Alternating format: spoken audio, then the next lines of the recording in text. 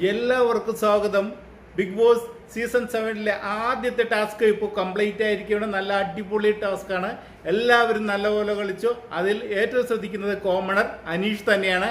അനീഷിൻ്റെ strategy വർക്കാവുന്നതാണ് നമ്മളിവിടെ കാണുന്നത്. ഒരു ഇര ആയി മാറുക, മറ്റുള്ളവരെല്ലാവരും തന്നെ ആക്രമിക്കുക, അതുവഴി ഓഡിയൻസിൻ്റെ പ്രേക്ഷകരുടെ പ്രീതിയും സ്നേഹവും എല്ലാം പിടിച്ചു പറ്റുക എന്നുള്ള അനീഷിൻ്റെ സ്ട്രാറ്റജി ഇവിടെ വിജയിക്കുന്നതാണ് നമ്മൾ ഇപ്പോൾ ഈ ടാസ്കിലൂടെ കണ്ടത്.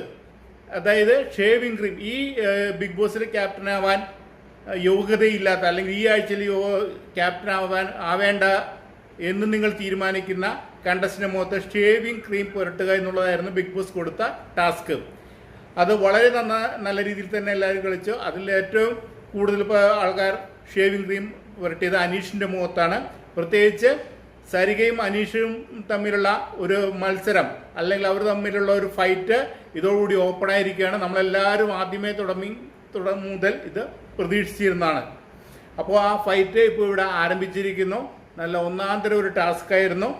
അതിൽ കൂടെ തന്നെ ഇനി എങ്ങനെയാണ് ഇവരെല്ലാം കളിക്കാൻ പോകുന്നത് എന്നുള്ളതിൻ്റെ ഏകദേശം ഒരു ധാരണ ആയിക്കഴിഞ്ഞു. എല്ലാവരും നല്ല ഹോംവർക്ക് ചെയ്തിട്ടാണ് വന്നിരിക്കുന്നത്. അപ്പോൾ ഇവിടെ ഇതിൻ്റെ ഉള്ളിൽ കയറുന്നതിന് മുമ്പേ തന്നെ, ബിഗ് ബോസ് ഹൗസിൽ കയറുന്നതിന് മുമ്പ് തന്നെ ഇവർക്കൊരു ചെറിയ ടാസ്ക് കൊടുത്തിരുന്നു. അത് ഒരു റേസിംഗ് ടാസ്ക് ആയിരുന്നു. അവിടെ എല്ലാ കണ്ടസ്റ്റൻറ്റിൻ്റെയും മെഡൽ വെച്ചിട്ടുണ്ട്. അപ്പോൾ അത് ബ്ലൈൻഡ് ഫോൾഡ് ഉപയോഗിച്ച് ഇവരെ കണ്ണ് കെട്ടിയിട്ടുണ്ട്. അവർ ഓടിപ്പോയി അത് എടുത്തതിന് ശേഷം അവിടെ വെച്ചിരിക്കുന്ന ചുമന്ന കളറിലെ കുങ്കുമം ഗ്ലാസ് വാളിൽ പതിപ്പിക്കുക എന്നുള്ളതായിരുന്നു. ആ ടാസ്കിൽ വിജയിച്ചത് ആര്യനും ബിന്നി സെബാസ്റ്റിനും ഷാനവാസും ആയിരുന്നു. അപ്പോൾ അതായിരുന്നു ആദ്യത്തെ ടാസ്ക്.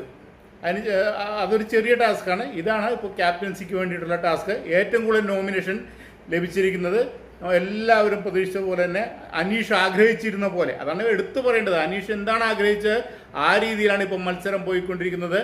അനീഷ് എല്ലാവരുടെയും നോട്ടപ്പുള്ളിയെ മാറണമെന്നായിരുന്നു പുള്ളിയുടെ ആഗ്രഹം. അതുവഴി ഒരു ഇരവാദം ഇവിടെ ഓട്ടോമാറ്റിക്കായിട്ട് ക്രിയേറ്റ് ചെയ്യപ്പെടും.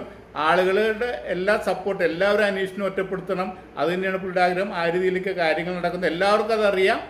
പക്ഷേ അതുപോലെ തന്നെ കാര്യങ്ങൾ വന്നുകൊണ്ടിരിക്കുന്നു. അനീഷിന് ഏറ്റവും കൂടുതൽ നോമിനേഷൻ ഈ ഫസ്റ്റ് ടാസ്കിൽ തന്നെ ലഭിച്ചിരിക്കുകയാണ്. അനുമോള്, ആദില, നൂറ എന്നിവർക്കും രേണുവിനും ഇതിൽ നോമിനേഷൻ ലഭിച്ചിട്ടുണ്ട്. അപ്പോൾ നമുക്ക് കാത്തിരുന്ന് കാണാം ഇനി എന്താണ് സംഭവിക്കാൻ പോകുന്നതെന്ന്. Okay, thank you.